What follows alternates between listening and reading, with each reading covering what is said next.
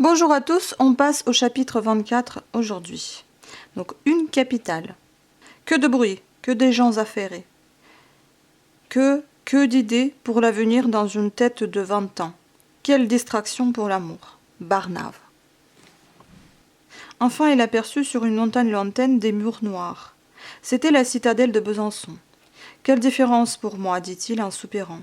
Si j'arrivais dans cette noble ville de guerre pour être sous-lieutenant dans un des régiments chargés de la défendre. Besançon n'est pas seulement une des plus jolies villes de France, elle abonde de gens de cœur et d'esprit.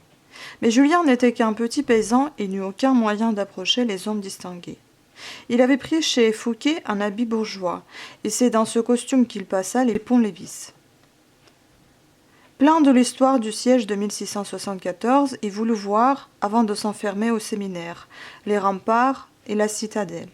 2 ou 3 fois, il fut sur le point de se faire arrêter par les sentinelles. Il pénétrait dans des endroits que le génie militaire interdit au public, afin de vendre pour 12 ou 15 francs de foin tous les ans. La hauteur des murs, la profondeur des fossés, l'air terrible des canons l'avaient occupé pendant plusieurs heures, lorsqu'il passa devant le grand café sur le boulevard.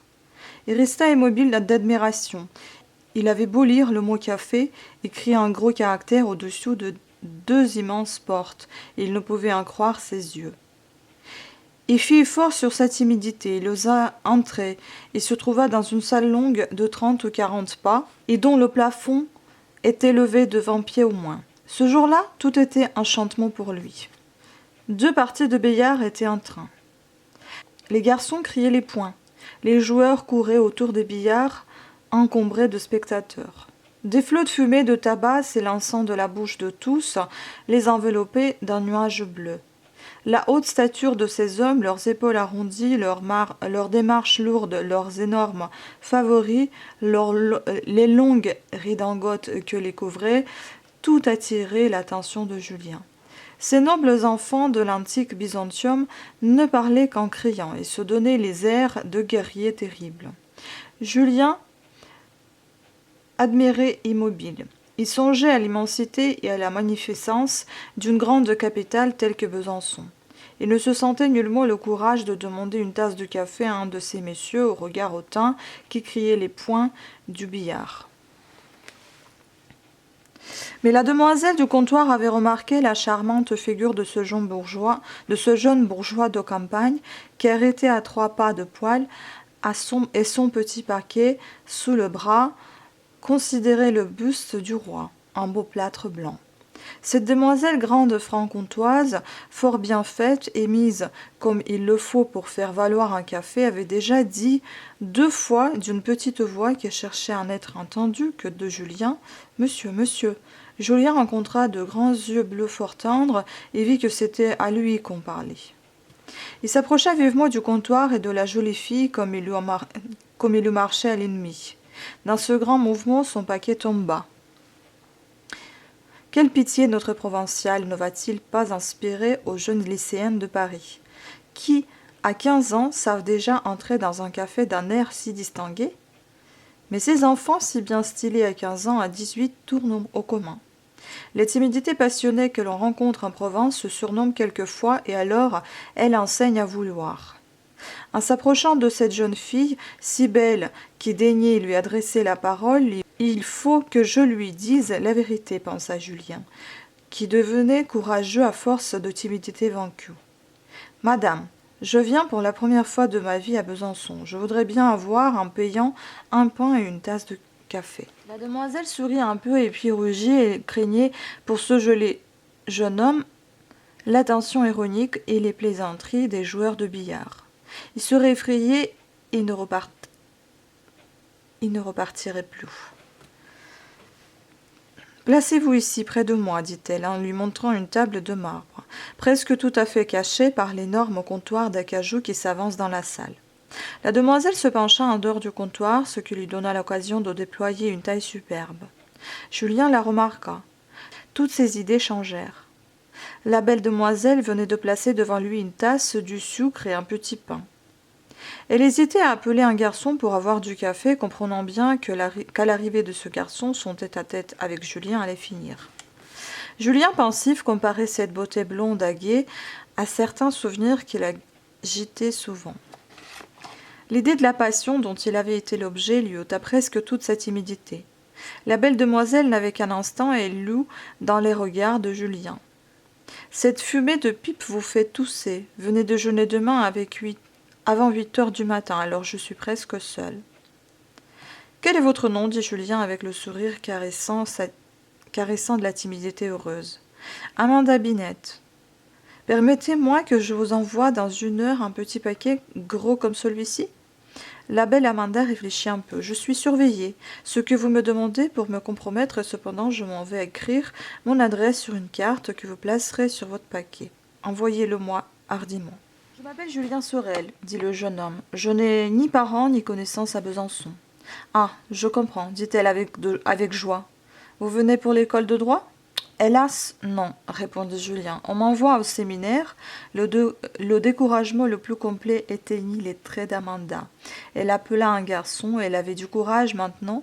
Le garçon versa du café à Julien sans le regarder. Amanda recevait de l'argent au comptoir. Julien était fier d'avoir osé parler. On se disputa à l'un des billards. Les cris et les démentis des joueurs retentissant dans cette salle immense, faisaient un tapage qui étonnait Julien. Amanda était rêveuse et baissait les yeux. « Si vous voulez, mademoiselle, lui dit-il tout à coup avec assurance, je dirais que je suis votre cousin ?» Ce petit air d'autorité plut à Amanda. « Ce n'est pas un jeune homme de rien, pensa-t-elle, et lui dit fort vite, sans le regarder, car son œil était occupé à voir si quelqu'un s'approchait au comptoir. « Moi, je suis de Genlis, près de Dijon. Dites que vous êtes aussi de Genlis et cousin de ma mère. Je n'y manquerai pas. Tous les jeudis à 5 heures en été, et même les séminaristes passent ici devant le café. Si vous pensez à moi quand je passerai, ayez un bouquet de violettes à la main. » Amanda le regarda d'un air étonné. Ce regard changea le courage de Julien en témérité. Cependant, il rugit beaucoup en lui disant « Je sens que je vous aime de l'amour le plus violent. »« Parlez donc plus bas, lui dit-elle d'un air effrayé. Julien songea à se rappeler les phrases d'un volume dépareillé de la Nouvelle Héloïse qu'il avait trouvé à Vergy. Sa mémoire le servit bien. Depuis 10 minutes, il récitait la Nouvelle Héloïse à mademoiselle Amanda. Ravi, il était heureux de sa bravoure quand tout à coup la belle franc-comtoise prit un air glacial. Un de ses amants paraissait à la porte du café. Il s'approcha du comptoir en sifflant et marchant des épaules et regarda Julien. À l'instant, l'imagination de celui-ci, toujours dans les extrêmes, ne fut remplie que d'idées de duel. Il pâlit beaucoup, éloigna sa tasse, prit une mine assurée et regarda son rival fort attentivement. Comme ce rival baissait la tête en se versant familièrement un verre d'eau-de-vie sur le comptoir. D'un regard, Amanda ordonna à Julien de baisser les yeux. Il obéit et pendant 2 minutes se tint immobile à sa place, pâle, résolu et ne songeant qu'à ce qu'il allait arriver. Il était vraiment bien à cet instant. Le rival avait été étonné des yeux de Julien. Son verre d'eau-de-vie avait avalé d'un trait et dit un mot à Amanda. Plaça ses 2 mains dans les poches latérales de sa grosse redingote et s'approcha d'un billard en soufflant et regardant Julien.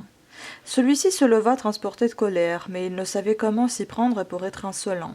Il posa son petit paquet et de l'air le plus dandinant qui put marcha vers le billard. Avant, la prudence lui disait « Mais avec un duel dès l'arrivée à Besançon, la carrière ecclésiastique est perdue. Qu'importe, il ne sera pas dit que je manque un insolent. » Amanda vit son courage et faisait un joli contraste avec la naïveté de ses manières. En un instant, elle le préféra au grand jeune homme à redingote. Elle se leva et, tout en ayant l'air de suivre de l'œil quelqu'un qui passait dans la rue, et vint se placer rapidement entre lui et le billard. « Gardez-vous de regarder de travers ce monsieur, c'est mon beau-frère. »« Que m'importe ? Il m'a regardé. »« Voulez-vous me rendre malheureuse ? Sans doute il vous a regardé, peut-être même il va venir vous parler. Je lui ai dit que vous êtes un parent de ma mère, ce que vous arrivez de Genlis. Lui est franc-comtois et n'a jamais dépassé Dole, sur la route de la Bourgogne. Ainsi dites ce que vous voudrez, ne craignez rien. » Julien hésita encore et Elle ajouta bien vite son imagination de dame de comptoir, lui fournissant des mensonges en abondance. « Sans doute, il vous a regardé, mais c'est au moment où il me demandait qui vous êtes. C'est un homme qui est manant avec tout le monde. Il n'a pas voulu vous insulter. » L'œil de Julien suivait le prétendu beau-frère. Il le vit acheter un numéro à la poule que l'on jouait au plus éloigné des deux billards.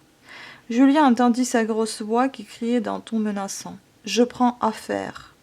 Il passa vivement derrière mademoiselle Amanda et fit un pas vers le billard. Amanda le saisit par le bras. « Venez me payer d'abord, lui dit-elle. »« C'est juste, pensa Julien, elle a peur que je ne sorte sans payer. » Amanda était aussi agitée que lui et fort rouge. Elle lui rendit de la monnaie le plus lentement qu'elle put, tout en lui répétant à la voix basse. « Sortez à l'instant du café où je ne vous aime plus, et cependant je vous aime bien. » Julien sortit en effet, mais lentement. « N'est-il pas de mon devoir, se répétait-il, d'aller regarder à mon tour en soufflant ce grossier personnage ?» Cette incertitude le retint une heure sur le boulevard devant le café. Il regardait si son homme sortait. Il ne parut pas, et Julien s'éloigna. Il n'était à Besançon que depuis quelques heures, et déjà il avait conquis un remords. Le vieux chirurgien-major lui avait donné autrefois, malgré sa goutte, quelques leçons d'escrime. Telle était toute la science que Julien trouvait au service de sa colère. Mais cet embarras n'eût rien été s'il eût su comment se fâcher autrement qu'en donnant un soufflet, et si l'on en venait au coup de poing, son rival, homme énorme, l'eût battu et puis planté là. « Pour un pauvre diable comme moi, se dit Julien, sans protecteur et sans argent, il n'y aura pas grande différence entre un séminaire et une prison.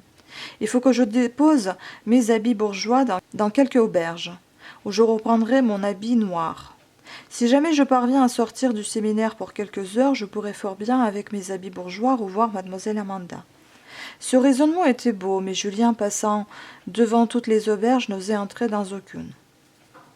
Enfin, comme il repassait devant l'hôtel des ambassadeurs, ses yeux inquiets rencontrèrent ceux d'une grosse femme encore assez jeune, haute en couleur, à l'air heureux et gai. Il s'approcha d'elle et lui raconta son histoire. « Certainement, mon joli petit abbé, lui dit l'hôtesse des ambassadeurs, je vous garderai vos habits bourgeois et même les ferai épousseter souvent. De ce temps-ci, il ne fait pas bon laisser un habit de drap sans le toucher. » Elle prit une clé et le conduisit elle-même dans une chambre en lui recommandant d'écrire la note de ce qu'il laissait. « Bon Dieu, que vous avez bonne mine comme ça, monsieur l'abbé Sorel, lui dit la grosse femme quand il descendit à la cuisine, je m'en vais vous faire servir un bon dîner. » Et ajouta-t-elle à voix basse, il ne vous coûtera que 20 sols au lieu de 50 que tout le monde paye, car il faut bien ménager votre petit boursicot. « J'ai dit lui, répliqua Julien, avec une certaine fierté. « Ah bon Dieu, répondit la bonne hôtesse alarmée, ne parlez pas si fort, si haut, il y a bien de mauvais sujets dans Besançon. On vous volera cela en moins de rien. Surtout, n'entrez jamais dans les cafés, ils sont remplis de mauvais sujets. »« Vraiment, dit Julien, à qui ce mot donnait à penser. Ne venez jamais que chez moi, je vous ferai faire du café. Rappelez-vous que vous trouverez toujours ici une amie à un bon dîner avant sol. C'est parler ça, j'espère. Allez vous mettre à table, je vais vous servir moi-même. Je ne saurais manger, lui dit Julien, je suis trop ému, je vais entrer au séminaire en sortant de chez vous. La bonne femme ne le laissa partir qu'après avoir rempli ses poches de provisions. Enfin, Julien s'achemina vers le lieu terrible, l'hôtesse de dessus de sa porte lui en indiquait la route. Chapitre 25. Le séminaire. 336 dîners à 83 centimes, 336 soupers à 38 centimes, du chocolat à qui le droit. Combien y a-t-il à gagner sur la soumission? Le Vallon de Besançon. Et vit de loin la croix de fer doré sur la porte. Il approcha lentement. Ses jambes semblaient se dérober sous lui. Voilà donc cet enfer sur la terre, dont je ne pourrais sortir. Enfin, il se décida à sonner.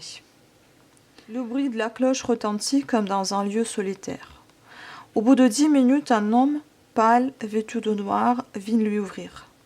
Julien le regarda et aussitôt baissa les yeux. Il trouva à ce portier une physionomie singulière. La pupille saillante et verte de ses yeux s'arrondissait comme celle d'un chat. Les contours immobiles de ses paupières annonçaient l'impossibilité de toute sympathie. Ses lèvres minces se développaient en demi-cercle sur des dents qui avançaient. Cependant, cette physionomie ne montrait pas le crime, mais plutôt cette insensibilité parfaite qui inspire bien plus de terreur à la jeunesse. Le seul sentiment que le regard rapide de Julien put deviner sur cette longue figure dévote fut un mépris profond pour tout ce dont on voudrait lui parler, et qui ne serait pas l'intérêt du ciel. Julien releva les yeux avec effort et d'une voix que le battement de cœur rendait tremblante. Il expliqua qu'il désirait parler à M. Pirard, le directeur du séminaire. Sans dire une parole, l'homme noir lui fit signe de le suivre. Ils montèrent 2 étages par un large escalier à rampe de bois dont les marches déjetées penchaient tout à fait du côté opposé au mur. Il semblait prêt à tomber. Une petite porte surmontée d'une grande croix de cimetière en bois blanc peint en noir fut ouverte avec difficulté et le portier le fit entrer dans une chambre sombre et basse, dont les murs blanchis à la chaux étaient garnis de 2 grands tableaux noircis par le temps. Là, Julien fut laissé seul. Il était atterré, son cœur battait violemment. Il eût été heureux d'oser pleurer. Un silence de mort régnait dans toute la maison. Au bout d'un quart d'heure, qui lui parut une journée, le portier à figure sinistre reparut sur le pas d'une porte à l'autre extrémité de la chambre, et, sans daigner parler, lui fit signe d'avancer. Il entra dans une pièce encore plus grande que la première et fort mal éclairée. Les murs aussi étaient blanchis, mais il n'y avait pas de meubles. Seulement dans un coin près de la porte, Julien vit en passant un lit, 2 bois blancs, 2 chaises de paille et un petit fauteuil en planche, 2 sapins sans coussin. À l'autre extrémité de la chambre, près d'une petite fenêtre à vitres jaunies garnie de vases de fleurs tenus salement, il aperçut un homme assis devant une table et couvert d'une soutane délabrée. Il avait l'air en colère et prenait l'un après l'autre une foule de petits carrés de papier qui rangeait sur sa table. Après y avoir écrit quelques mots, il ne s'apercevait pas de la présence de Julien. Celui-ci était immobile debout vers le milieu de la chambre, là où il avait laissé le portier qui était ressorti en fermant la porte. 10 minutes se passèrent ainsi. L'homme mal vêtu écrivait toujours. L'émotion et la terreur de Julien étaient telles qu'il lui semblait être sur le point de tomber. Un philosophe eût dit, peut-être en se trompant, c'est la violente impression du lait sur une âme faite pour aimer ce qui est beau. L'homme qui écrivait leva la tête. Julien ne s'en aperçut qu'au bout d'un moment, et même après l'avoir vu, il restait encore immobile, comme frappé à mort par le regard terrible dont il était l'objet. Les yeux troublés de Julien distinguaient à peine une figure longue et toute couverte de taches rouges, excepté sur le front qui laissait voir une pâleur mortelle. Entre ses joues rouges et ce front blanc brillaient 2 petits yeux noirs, faits pour effrayer le plus brave. Le vaste contour de ce front était marqué par des cheveux épais, plats d'un noir de jaillis. « Voulez-vous approcher, oui ou non ?» dit enfin cet homme avec impatience. Julien s'avança d'un pas mal assuré, enfin prêt à tomber et pâle. Comme de sa vie il ne l'avait été, il s'arrêta à 3 pas de la petite table de bois blanc couverte de carrés de papier. « Plus près, dit l'homme. » Julien s'avança encore en étendant la main, comme cherchant à s'appuyer sur quelque chose. « Votre nom, Julien Sorel. Vous avez bien tardé, lui dit-on, en attachant de nouveau sur lui un œil terrible. Julien ne put supporter ce regard, et tendant la main comme pour se soutenir, il tomba tout de son long sur le plancher. L'homme sonna. Julien n'avait perdu que l'usage des yeux et la force de se mouvoir. Il entendit des pas qui s'approchaient. On le leva, on le plaça sur le petit fauteuil de bois blanc et il entendit l'homme terrible qui disait au portier « Il tombe du haut mal apparemment. Il ne manquait plus que ça. » Quand Julien put ouvrir les yeux, l'homme à la figure rouge continua à écrire. Le portier avait disparu. Il faut avoir du courage, se dit notre héros, et surtout cacher ce que je sens. Il éprouvait un violent mal de cœur. S'il m'arrive un accident, Dieu sait ce qu'on pensera de moi. Enfin, l'homme cessa d'écrire et regarda Julien de côté. « Êtes-vous en état de me répondre ?»« Oui, monsieur, dit Julien d'une voix affaiblie. »« Ah, c'est heureux. » L'homme noir s'était levé à demi et cherchait avec impatience une lettre dans le tiroir de sa table de sapin qui s'ouvrit en criant. Il la trouva, s'assit lentement et regardant de nouveau Julien d'un air à lui arracher un peu de vie qui lui restait. « Vous m'êtes recommandé par monsieur Chélan, c'était le meilleur curé de diocèse, comme vertueux s'il en fut, et mon ami depuis 30 ans. »« Ah, c'est à monsieur Pérard que j'ai l'honneur de parler, dit Julien d'une voix mourante. Apparemment, répliqua le directeur du séminaire en le regardant avec humeur. Il eut un redoublement d'éclat dans ses petits yeux, suivi d'un mouvement involontaire des muscles des coins de la bouche. C'était la physionomie du tigre goûtant par avance le plaisir de dévorer sa proie. « La lettre de Chélan est courte, dit-il comme se parlant à lui-même. Intelligenti pauca. Par le temps qui court, on ne saurait écrire trop. Il loue haut. Je vous adresse Julien Sorel de cette paroisse que j'ai baptisé il y aura bientôt 20 ans, fils d'un charpentier riche, mais qui ne lui donne rien. Julien sera un ouvrier remarquable dans le vigne du Seigneur. La mémoire, l'intelligence ne manquent point. Il y a eu de la réflexion. Sa vocation sera-t-elle durable? Est-elle sincère? Sincère, répéta l'abbé Pérard, d'un air étonné en regardant Julien, mais déjà le regard de l'abbé était moins dénué de toute humanité sincère, répéta-t-il, en baissant la voix et reprenant sa lecture. Je vous demande pour Julien Sorel une bourse. Il la méritera en subissant les examens nécessaires. Je lui ai montré un peu de théologie, de cette ancienne et bonne théologie, des Bossuet, des Arnaud, des Fleury. Si ce sujet ne vous convient pas, la renvoyez-le-moi. Le directeur du dépôt de mendicité, que vous connaissez bien, lui offre 800 francs pour être précepteur de ses enfants. Mon intérieur est tranquille, grâce à Dieu. Je m'accoutume du coup terrible. Val et Méama. L'abbé Pérard, ralentissant la voix comme il lisait la signature, prononça avec un soupir le mot Chélan. Il est tranquille, dit-il, en effet, sa vertu méritait cette récompense. Dieu puisse-t-il me l'accorder le cas échéant.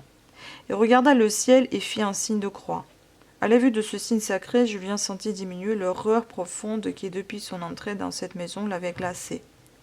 J'ai ici 321 aspirants à l'état le plus saint, dit enfin l'abbé Pérard, d'un ton de voix sévère, mais non méchant. 7 ou 8 seulement me sont recommandés par des hommes tels que l'abbé Chélan. Ainsi, parmi les 321, vous allez être le 9e. Mais ma protection n'est ni faveur ni faiblesse, elle est redoublement de soins et de sévérité contre les vices. Allez fermer cette porte à clé. Julien fit un effort pour marcher et réussit à ne pas tomber. Il remarqua qu'une petite fenêtre voisine de la porte d'entrée donnait sur la campagne.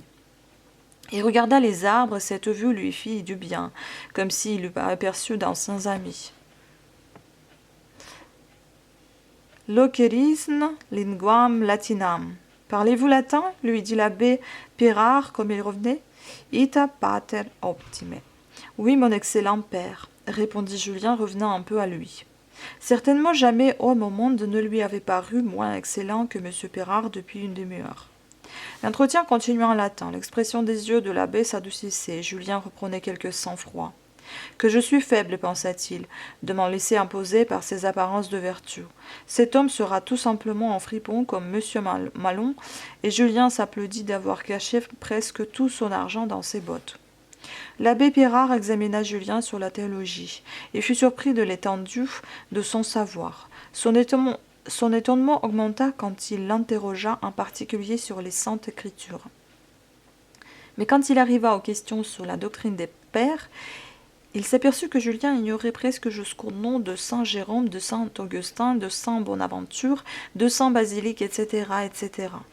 Au fait, pensait l'abbé Pérard, voilà bien cette tendance fatale au protestantisme que j'ai toujours reprochée à Chélan. Une connaissance approfondie et trop approfondie des saintes écritures. Julien venait de lui parler, sans être interrogé à ce sujet, du temps véritable où avait été écrit la Genèse, le Pentateuque, etc.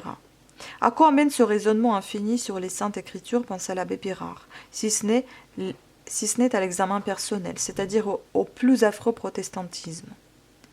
Et à côté de cette science imprudente, rien sur les pères qui puisse compenser cette tendance. Mais l'étonnement du directeur du séminaire n'eut plus de